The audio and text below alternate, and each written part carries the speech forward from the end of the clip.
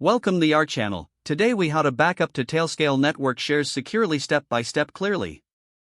First, ensure that you have Tailscale installed on all devices you plan to use for the backup process. Next, log into your Tailscale account using the appropriate credentials. Once you're logged in, verify that all devices are connected to your Tailscale network. On the device where you want to backup files, navigate to the directory you wish to backup.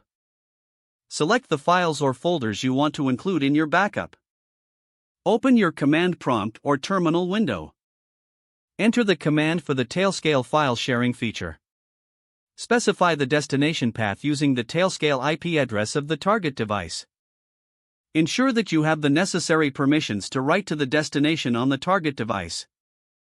If the target device requires authentication, enter the required credentials. Begin the backup process by executing the command. Monitor the process to ensure all files are being copied correctly without any errors. Once the backup is complete, verify that the files are present in the target location. To enhance security, consider using end-to-end encryption on sensitive files.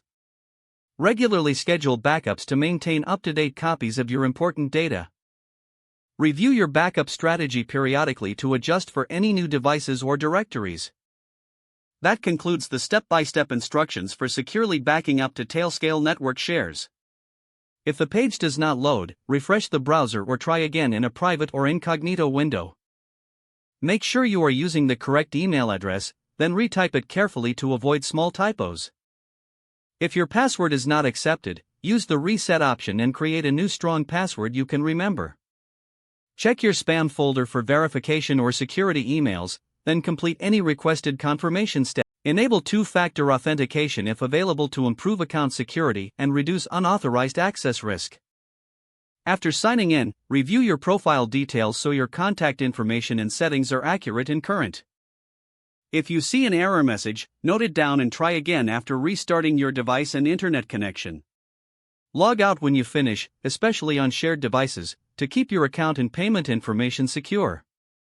If the page does not load, refresh the browser or try again in a private or incognito window. Make sure you are using the correct email address, then retype it carefully. If your password is not accepted, use the reset option and create a new strong password you can remember. Don't forget to like this video and subscribe to our channel for more step-by-step tech guides.